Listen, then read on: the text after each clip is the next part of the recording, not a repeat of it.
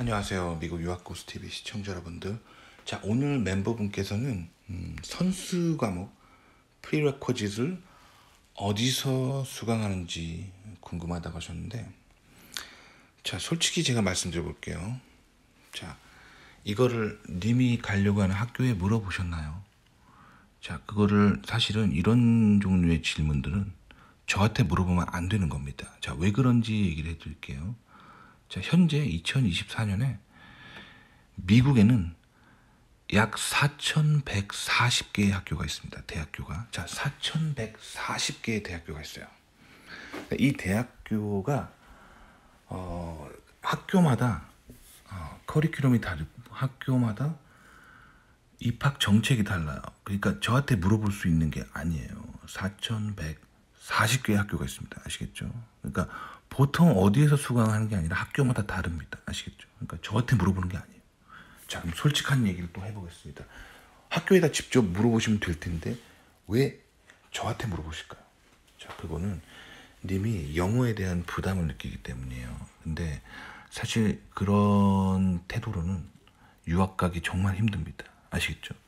제가 유학 가던 시절을 얘기해 드려보자면, 저는 제가 갈 학교에 궁금한 내용들 있잖아요. 뭐 프리 리퀘스트 이런 거라든가, 아니면 뭐 이러이러한 수업들 뭐 그 학교에 돼 있냐, 뭐 이런 것들 다양한 거 학교마다 궁금한 것도 있잖아요.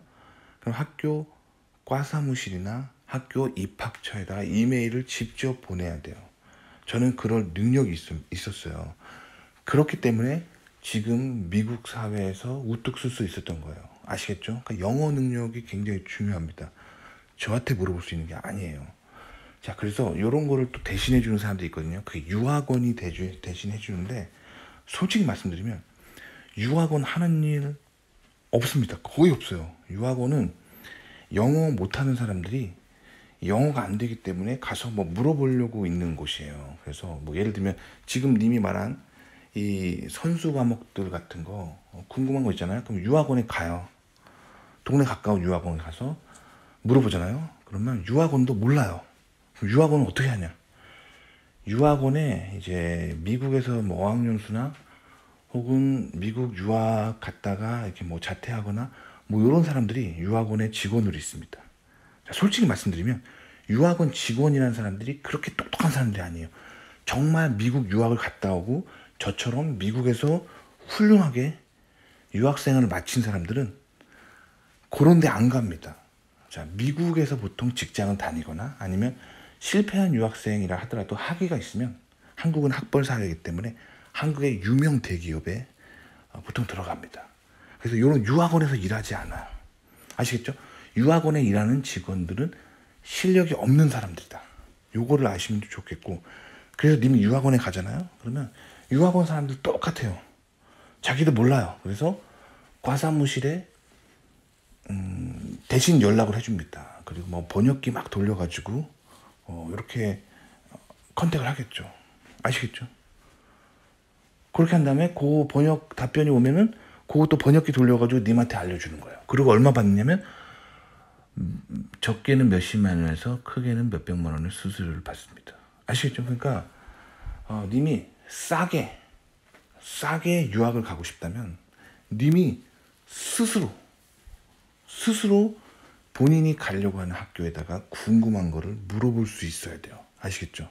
자, 그러면 선수 과목 프리레퀴짓에 대해서 좀 얘기해 볼게요. 자, 이게 뭐냐면 예를 들어 볼게요. 님이 컴퓨터 사이언스 석사 과정으로 미국을 가고 싶다고 해요. 그러면 이제 학교마다 이런 선수 과목을 요구하는 곳이 있어요. 뭐 예를 들면 어떤 학교든 학교 A는 학부 때 이산수학이나 자료 구조론을 들은 적이 있는지를 입학할 때 체크하는 그런 학교들이 있습니다. 근데 어떤 학교는 체크 안 합니다.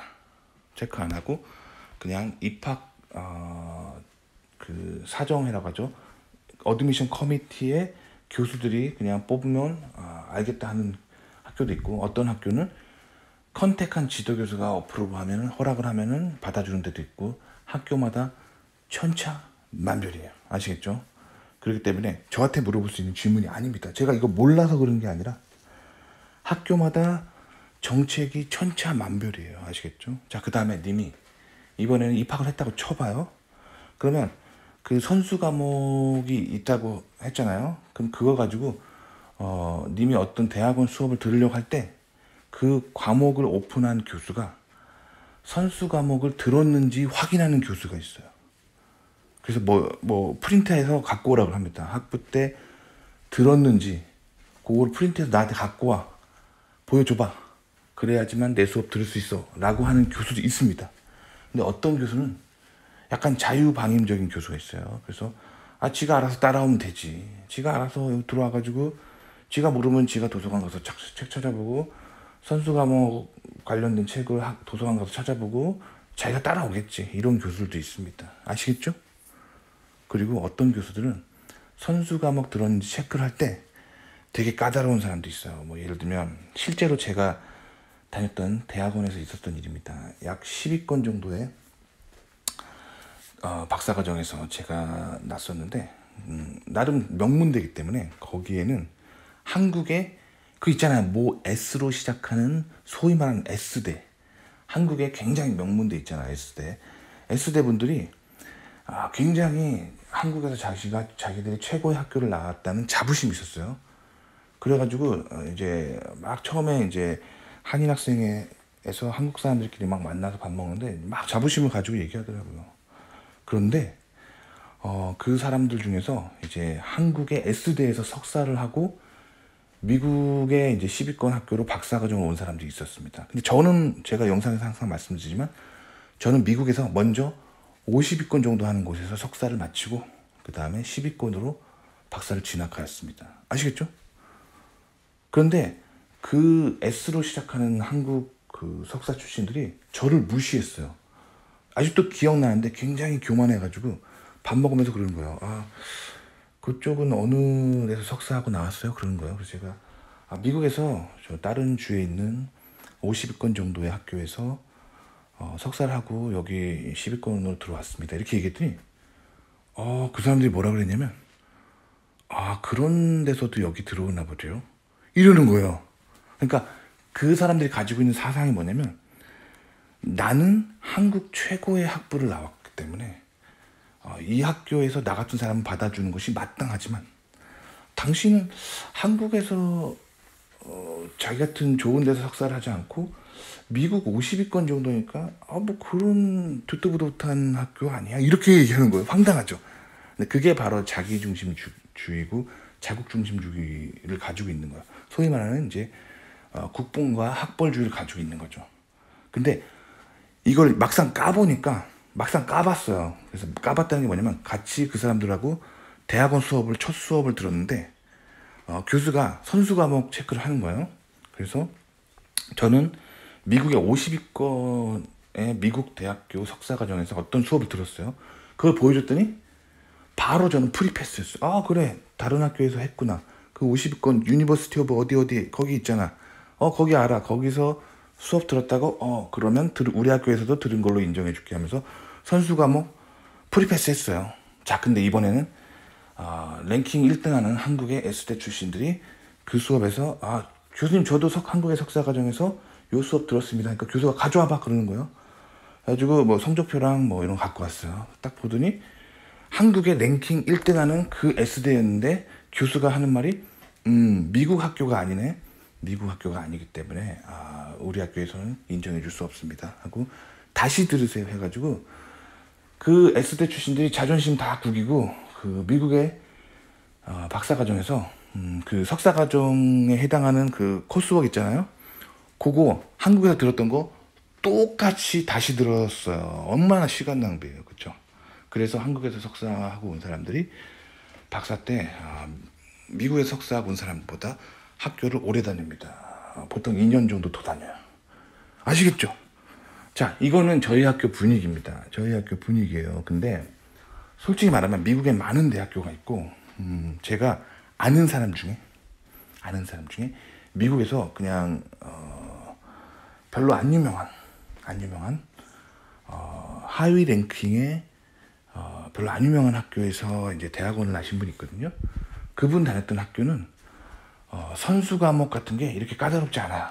그냥 인터넷 강의 있잖아요. 뭐 인터넷 강의 같은 데서 그냥 들었다는 거 증명하고 그냥 그 과목 다 들은 거 그냥 프린트 해가지고 가져가면 인정해 주는 학교도 있어요. 아시겠죠? 그러니까 사실 이렇게 까다로운 학교들이 있고 안 까다로운 학교들이 있는데, 까다로운 학교들은 왜 까다로우냐면 명문대이기 때문에. 명문. 미국이 자신들의 명문을 유지하기 위해서 어떻게 하냐면 이제 굉장히 높은 퀄리티의 교육기관에서 교육받고 왔는지를 체크하는 거예요. 이게 학벌을 체크하는 게 아니라 그 퀄리티 아시겠죠? 그 퀄리티. 근데 저는 미국에서 50위권 정도 하는 곳에서 선수 과목 이수했잖아요.